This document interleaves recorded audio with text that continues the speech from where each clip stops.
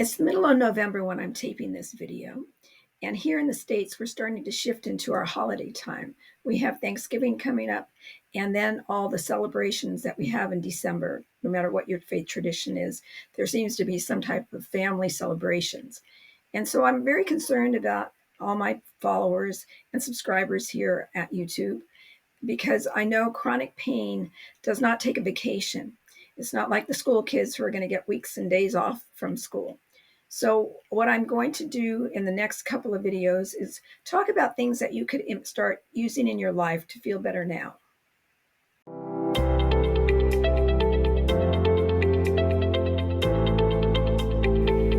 Greetings. It's nice to see you again. And to those who are here for the first time, know that you are very welcome. When you're living with chronic pain, getting quality sleep can feel impossible. If you stay with me to the end, I'm going to reveal something that may be surprising to you because there may be something in your room that might be amplifying your pain signals.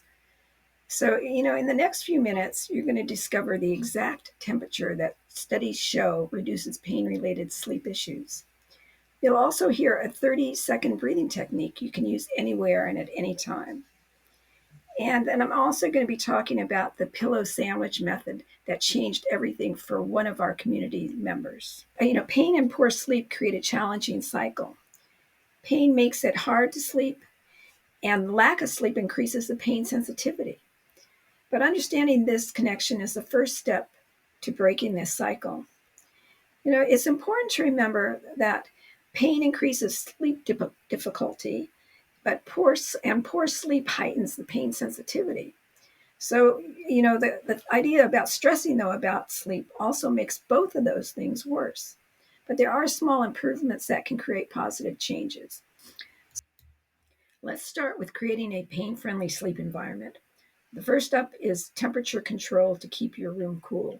And that ranges from about 65 to 68 degrees Fahrenheit or 18 to 20 degrees Celsius. Layering the bed is really important. If you have heavy blankets and you can't move around, you need lighter layering of blankets for easy adjustment. And the support and comfort is important, so you should invest in supportive pillows for the painful areas. And some people find using a mattress topper to relieve the pressure points, that's really helpful. And it's really important to keep pain management tools within reach. That may be a heating pad or a vibrator, the muscle thing that you hold. Now I'm going to share the unconventional pillow arrangement that transforms sleep for Sarah, one of the members of this here community on YouTube.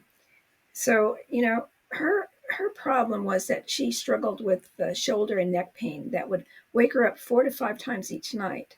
The game changer wasn't buying an expensive pillow. Actually, it was learning what we call the pillow sandwich. So here's how it works. You take one firm pillow and you put it behind your back in bed. So you want a firm pillow. Another, you're going to put it between your knees, all right? And then you want a small cushion, a small pillow to hug in front. This triple support method helps maintain spine alignment, so your spine is straighter, and it reduces pressure points. And those are the things that wake you up because it's sending pain messages. And, Sarah said that this setup cut her nighttime wake-ups in half. That means instead of 4 to 5 times a night she was waking up, maybe it was, once or twice to maybe 3 times. So the science behind this, why it works, is because I said it creates a neutral spine position and prevents your shoulders and hips from rotating during sleep, which can trigger the pain signals. No extra pillows, huh? Maybe? But here's some creative alternatives that I myself have used and I know other people have used. So for back support, you take a rolled up bath towel or a blanket and you fold it lengthwise, for firmness. And then you roll it. For knee support, maybe a small throw pillow or even a sweatshirt rolled into a bundle. And for the front hugging support, you can take it, maybe even a small couch pillow or even a rolled up yoga mat. For a neck alignment, a rolled hand towel inside a pillowcase is the best. So, the key is making sure whatever you use that it's firm enough to maintain its shape and soft enough to be comfortable. and of course, clean and covered with fabric. So you want it to be easy to adjust without fully waking up. So let's now we're going to be moving on to a pre-sleep routine. Okay, so you know about this pillow sandwich, but now we're going to do a pre-sleep routine, which will help make the positioning even more effective. Now, one thing that you need to understand is that you have to down-regulate your body, meaning that you can't suddenly go, okay, it's time to go to sleep. I'll put my head on the pillow. So you need to develop consistent pre-sleep routine signals so your body knows it's time to rest. And it could be, you start with your pain management preparation, which means take your prescribed medications at consistent times. Do not forget them. If you are taking medications, make sure to take them. Do gentle stretches if it's appropriate. Also, you can apply heat or cold therapy as your condition allows you to do. And relaxation techniques, you could do practicing the deep breathing of 4, 7 breaths, 8 breaths method. You could. This is Editor Bonnie spilling the beans on Chatty Bonnie, who was never good at numbers and counting. So here's the real 30-second breathing technique that I call the 4-4-8 reset. First, you breathe in through your nose for 4 counts. And gently hold for 4 counts. And exhale through your mouth for 8 counts. You repeat it just twice more. Why this makes a difference is that we're only doing it 3 times. No long sessions that might frustrate you if you're in the middle of a flare. Just 30 seconds, and it'll activate your relaxation response. And it's great because you can do it anywhere at any time in any position. So you can be doing it when you're lying there in the middle of the night and you can't sleep. So anyway, that's the real way you're supposed to do it. Now back to the regular programming. You could try progressive relaxation and using guided meditation apps or tapes.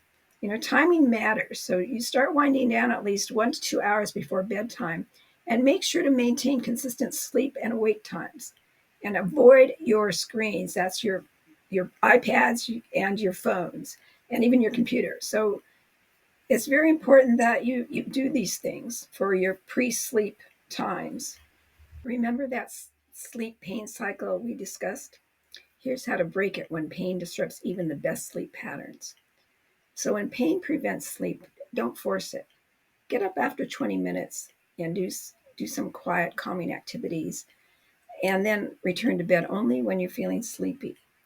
For midnight waking, keep the lights dim, use some pre-planned pain management tools, and maybe you'll do some reading or listen to some music. Practice acceptance rather than frustrations. The more angry and frustrated you get, the more awake you'll be. Position adjustments can help. Try the pillow sandwich method and alternate positions based on your pain locations and use other supportive props as needed. And here's my promised emergency toolkit for those 3 a.m. wake ups that I told you about. I keep a small basket of a battery operated heat wrap, and I have a squeeze ball for tension to release my frustration. I have essential oils. Lavender is my scent. And I had extra pillowcases for position adjustments, putting on extra things. I had my guided meditation. And I also had my little written reminder about some breathing techniques. And I try to use non-electronic comforting items. And so these daily habits support better sleep, if you do these things. Morning sunlight exposure, gentle movement, and that's avoiding intense exercise in your bedtime. Limited caffeine after 2 p.m., light evening meals, stress management through journaling, or even a gratitude practice of thinking before the end of the evening of all the positive things in your life. So remember, improving sleep with chronic pain is a journey. Start with the pillow sandwich technique tonight. Experiment with that and gradually add other strategies as you're able. So I'm hoping you find some of these ideas helpful, and just knowing that other people also are challenged with sleep. Hopefully that's going to make you feel more resolved that you want to improve your quality of sleep. To that end, sweet dreams and bye for now. Here's Editor Bonnie again to share the news about something many of us don't think about. is that our phone chargers and electronic devices create electromagnetic fields that some studies suggest may amplify pain signals and disrupt sleep quality. Simply by moving your charging station at least 6 feet from your bed, or better yet, charging in another room, it can really help. It helped Chatty Bonnie reduce nighttime discomfort. And it's a small change that costs nothing, but could make a noticeable difference in your life. And if she can remember to do it, I bet you can too.